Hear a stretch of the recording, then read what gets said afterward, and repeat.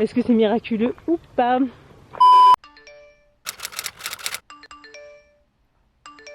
Coucou! Aujourd'hui on se retrouve dans une nouvelle vidéo. Une vidéo où je vais tester un défi. Vous allez vite comprendre pourquoi je marche d'ailleurs. Enfin je risque de vite m'arrêter aussi parce qu'avec mes pattes d'éléphant quand je marche ça fait trop de bruit. Bref, aujourd'hui on va tester un défi.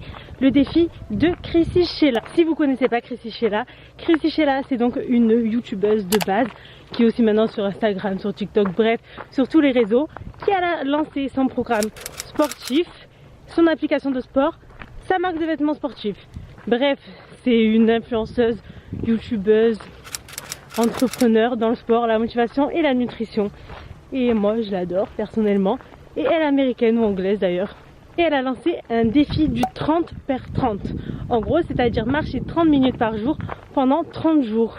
For the next 30 days, I am picking one thing to invest 30 minutes of my time to. So for example, I've decided to pick a 30-minute walk for 30 days every single morning. That's it, 30-minute walk for 30 days every single morning. Bon, alors ce n'est pas elle qui a inventé ce fait-là, parce que l'INPI recommande du coup de marcher 30 minutes par jour minimum à une allure assez soutenue. Je vais faire une petite pause parce que on entend trop mes pas. Bref, du coup, j'ai testé ce challenge pendant 30 jours. 30 jours, pourquoi? Parce que si vous ne savez pas, au bout de 21 jours, normalement, c'est là où on commence à se créer une habitude et du coup, après, on est censé faire les choses naturellement. Et ça fait plus de 30 jours que je fais ce défi. Et voilà, je vais vous dire ce que j'en pense, ce que ça m'a fait sur le moral, sur la santé, sur le physique. Bref, inconvénients, avantages. Est-ce que c'est miraculeux ou pas? Tout d'abord, je tiens à préciser que c'est extrêmement important de marcher. C'est vraiment le strict minimum en fait à faire pour votre corps. J'ai décidé de faire ça parce qu'en plus en ce moment, je pense que moi, comme la plupart des gens, on est des personnes assez sédentaires. Tout simplement avec la vie d'aujourd'hui, on travaille sur des ordinateurs, dans des bureaux, on a la voiture, on va se garer devant chez nous, devant le travail. Donc c'est très important de prendre cette habitude-là. D'après moi, même si vous faites une activité physique, je tiens à vous donner une petite information donc très importante quand même au début de cette vidéo.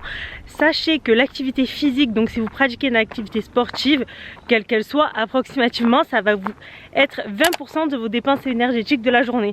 Alors que donc le NEAT, en gros c'est l'activité non physique, c'est-à-dire quand on marche, quand on fait le ménage, quand on fait la vaisselle, quand on va à son travail, quand on joue avec les enfants, tout ça, et ben c'est 80% de notre activité physique. Donc comment dire que si vous le négligez, eh ben, vous pouvez être vite en excédent calorique ou vite moins dépensé quoi. Alors que si vous faites ça d'une bonne façon, vous allez voir que c'est trop bien, c'est facile et en plus on dépense beaucoup plus d'énergie que ce qu'on fait habituellement. Petite pause sur cette vidéo, ne regardez pas ma tête, pour vous rappeler que hors donc le facteur pour la santé comme quoi c'est très bien de marcher, ça peut vous aider dans certains objectifs physiques, d'où l'augmentation du coût de la dépense énergétique, car cela peut favoriser une perte de poids, car je le rappelle, imaginons si vous voulez perdre du gras, il faudra que vous dépensiez plus de calories que ce que vous ingérez afin de créer un déficit calorique. A contrario, si vous voulez donc prendre du poids, donc de la masse graisseuse ou musculaire, dans les deux cas, il faudra manger plus que ce que vous dépensez dans la journée et du coup si vous voulez maintenir le poids que vous avez, il faudra manger les mêmes calories que vous dépensez dans la journée. J'ai eu plein de bienfaits donc sur le physique et je mets ma tête sur le mental et sur le physique un petit peu.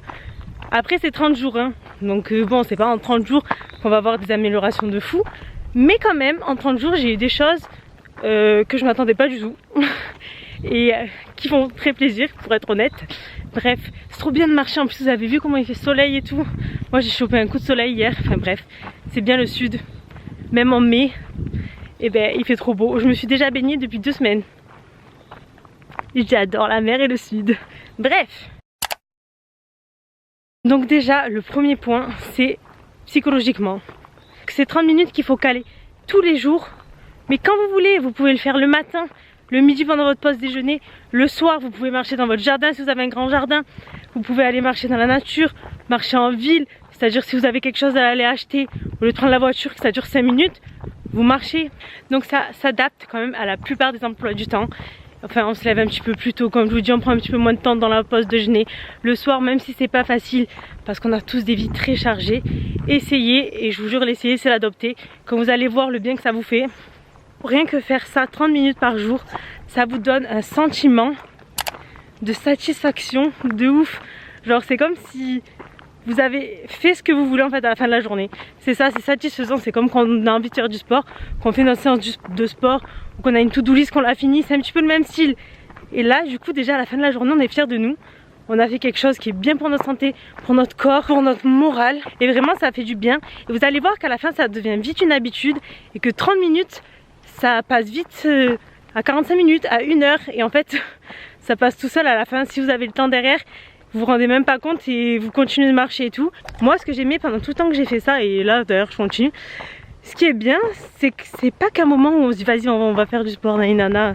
On va marcher, mais ça peut être plein d'autres choses. C'est-à-dire qu'on peut mettre de la musique, ça nous détend.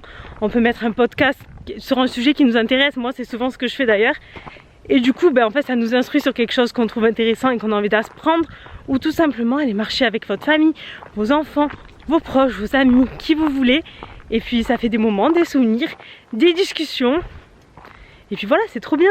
Prendre le soleil, même s'il pleut, parce qu'il y a des jours où il pleut et quand on doit y aller tous les jours, et on y va même s'il pleut. Et ça nous fait prendre, je sais pas, de la vitamine D, de l'air frais. Ça fait respirer et c'est décompressant.